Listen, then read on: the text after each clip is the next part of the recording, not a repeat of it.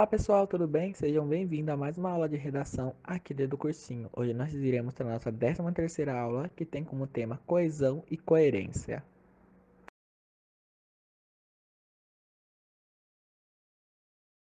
A coesão e a coerência são mecanismos fundamentais na construção textual. Para que um texto seja eficaz na transmissão da sua mensagem, é essencial que faça sentido para o leitor.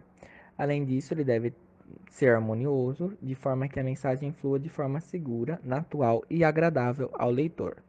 A coesão textual é a conexão linguística que permite a amarração das ideias dentro de um texto. Se bem utilizada, a coesão permite a eficiência na transmissão da mensagem ao interlocutor e, por consequência, o entendimento. Dentro do texto, a coesão pode ser compreendida pelas relações linguísticas, como os advérbios, pronomes, o emprego de conectivos, que foi o assunto da aula 12, sinônimos, entre outros. Para ser melhor empregada, a coesão necessita de recursos, como palavras e expressões que têm como objetivo estabelecer a interligação entre os segmentos do texto. Esses recursos são chamados de elementos da coesão. Quando o texto é incoerente, prejudica o processo de comunicação, ou seja, quando o texto não tem coesão, é muito mais difícil você entender ele do que quando o texto está coeso. A coesão pode ser obtida através de alguns mecanismos, sendo eles a anáfora e a catáfora.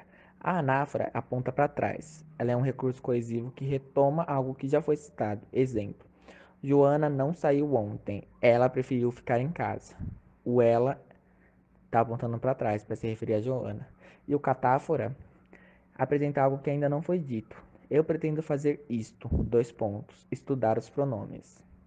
Pessoal, existem algumas regrinhas que garantem a coesão textual, que são elas a referência, que podem ser pessoal, que é a utilização de pronomes pessoais e possessivos, que pode ser demonstrativa, referência demonstrativa, utilização de pronomes demonstrativos e advérbios, e pode ser uma referência comparativa, utilização de comparações através de semelhanças.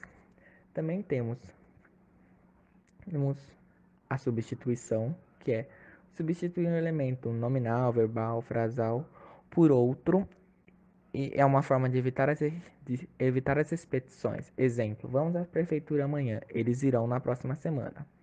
Observe que a diferença entre a referência e a substituição está expressa especialmente no fato de que a substituição acrescenta uma informação nova ao texto. Temos a elipse, que é um componente textual, quer seja um nome, um verbo ou uma frase, pode ser omitido através da elipse. Exemplo: temos ingressos a mais para o concerto. Você os quer?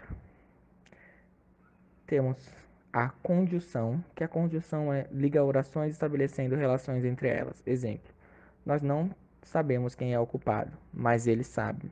E temos a coesão lexical.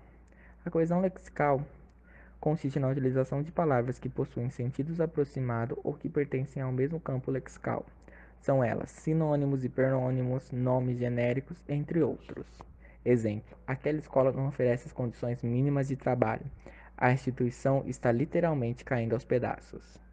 Nós também possuímos tipos de coesão, sendo ela a coesão referencial, que é o vínculo que existe entre palavras, orações e as diferentes partículas do texto por meio de um referente.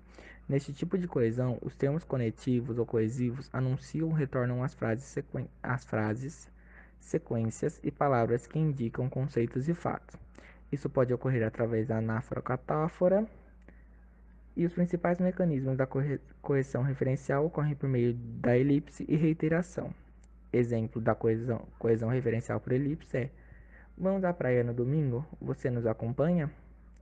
E um exemplo de coesão por reiteração é aprendizado e dedicação. Aprendizado é plantar o conhecimento todos os dias.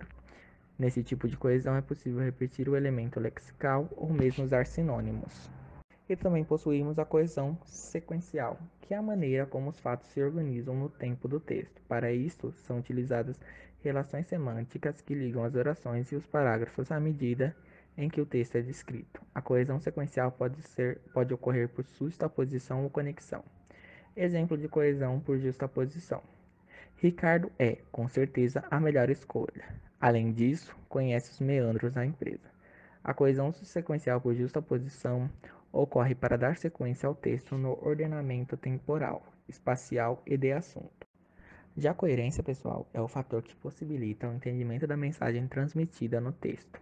Ela e a coesão são aliados. A coerência tem como função a construção dos sentidos da textualidade. Por meio da coerência ocorre a concatenação das ideias, ou seja, que é a formação de uma cadeia de ideias.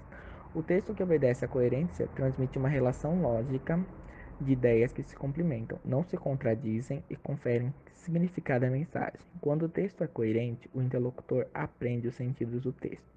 A falta dela afeta a significação do texto, prejudica a relação com o interlocutor, a continuidade dos sentidos e compreensão. Existem alguns fatores de coerência que são fatores que contribuem para a coerência do texto, tendo em vista a sua abrangência, tipo conhecimento de mundo. É o conjunto de conhecimento que adquirimos ao longo da vida que são arquivados na nossa memória. Também temos as inferências. Através das inferências, as informações podem ser simplificadas se partimos do pressuposto que os interlocutores partilham do mesmo conhecimento. Por exemplo, quando chamar para jantar, não esqueça que eles são indianos, ou seja, em princípio, esses convidados não comem carne de vaca, que a vaca na Índia é sagrada. Temos fatores de contextualização. Há fatores que inserem o interlocutor na mensagem, providenciando a sua clareza, como os títulos de uma notícia ou a data de uma mensagem. Exemplo: está marcado para as 10 horas, mas o que está marcado para as 10 horas? Temos a informatividade. Quanto maior informação não previsível um texto tiver, mais rico e interessante ele será. Assim, dizer o que é óbvio ou insistir numa informação e não desenvolvê-la com certeza desvaloriza o texto. Tipo, se você estiver escrevendo na sua redação algo tipo, na época da colonização do Brasil, que foi colonizado pelos portugueses, isso chega a ser uma informatividade, porque a gente pressupõe que é uma informação a mais, que todo, pelo menos eu suponho que quase todo mundo saiba que o Brasil foi colonizado por portugueses, pelos portugueses. Se não souber, estão aprendendo agora, gente. É isso. Nós também possuímos os tipos de coerência textual, que são elas: a coerência narrativa, que é nesse tipo de texto é obedecida a uma lógica entre ações e personagens. Cada ação obedece a um tempo que permite conhecer a ordem dos acontecimentos sem contradições.